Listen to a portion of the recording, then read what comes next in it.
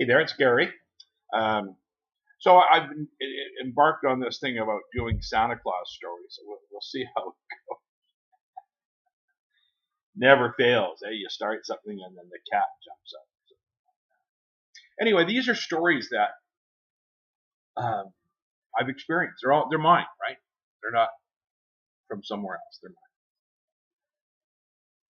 Before I moved to Kitimat, up north, and what do you call that? You have photobomb. And I lived in Vancouver area, and I was a volunteer at the Royal Columbian Hospital for a long time. One of the things that I did was to be a Santa Claus. Lots of choirs would come in at the Christmas time, the Christmas season, and there were some choirs that just stood down in the hallway, the foyer down by the large open area, and would sing. But there were other choirs that moved around the hospital. So those choirs would have to be accompanied by volunteers, and they would get a Santa Claus. There was only the one Santa. And so we would do, my gosh, maybe as many as 15 choirs, something like that, I suppose, 10 or 15 choirs. And there are a few that really stand out. And it's not so much because they are so much better than others. It's just because something happened with that choir. So I'm going to tell a story. There was on Christmas Eve, there was a tradition that a church had. That I believe it was the Knox Baptist Church in Westminster. They would come in on Christmas Eve, and they would get in about 7 o'clock or 7:15. We always wanted them there earlier, but they would be coming from a late service. And anyway, so they would come in and get all organized, and they would be given the information that we gave to each and every choir, things that hospital administration wanted them to know. And then we would get going. And this was a big deal. And I hope that it still continues. I have no idea.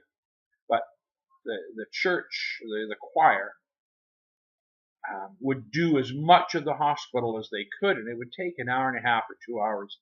And they really just pounded it out. We hustled throughout the hospital. They covered all of the post and pre-op wings and floors. They did the places where people were recovering from heart surgery. We were in critical care CCU and ICU. We would go down to Emerge, and that's a big place. So there were other things as well. Dialysis, and this story is about somebody that was in dialysis, and that's just an operation that never stops. If you have to receive dialysis, it doesn't matter if it's Christmas Eve, Christmas Day, New Year's Day, your birthday. It doesn't matter. You have to have dialysis. So and dialysis at RCH it's a big unit, and kind of a horseshoe shaped. And we would go bursting in. We did nothing quietly. There was no sneaking around. We would go busting in every place.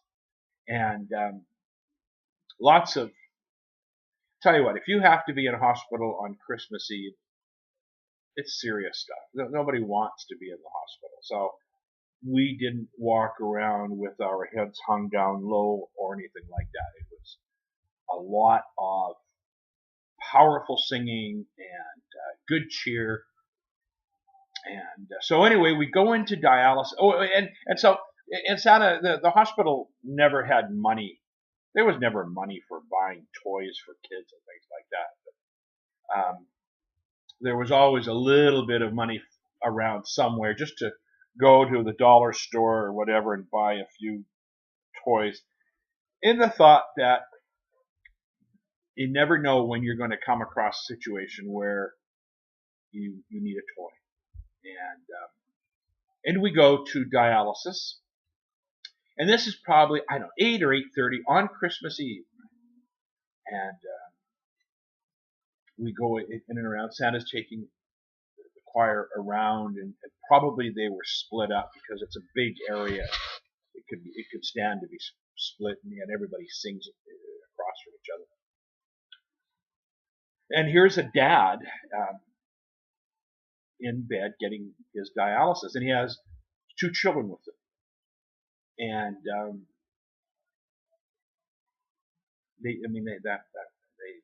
they probably didn't truly understand the importance of dialysis, but they did know they really didn't want to be in the hospital. And they were of that age, probably, I don't know, 5, 6, 7. And they were on the bed with Dad, and in comes Santa Claus, and all they can see is Santa Claus. They don't see the choir, but it's there. And so I was able to, well, listen to me, Santa was able to give each of these children a small toy. And Dad was crying, and Mom was crying, and the kids were like beside themselves. They wanted to know where the reindeer were, and I was telling them that the reindeer are up on the roof up by the children's ward. I can't be with them too long. I have to get back. So, and we were, I'll bet you it was a 30-second stop while I gave these children each a gift.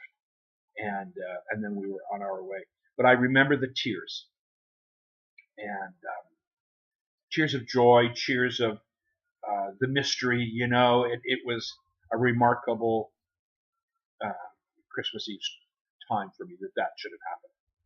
So, if you're into it, listen to some of the stories that I tell. I mean, they're true, and there are some that I'm who knows, I'm not always able to not weep or at least get choked up when I tell them. If you're into it, come and listen to the other stories. I'm not going to do them all on one video, just because I get rambling, and the next thing I know, it's gone like way past the time that somebody wants to listen to my voice. Anyway, this will be the first one, and let's see what happens after that. All right, so here it is.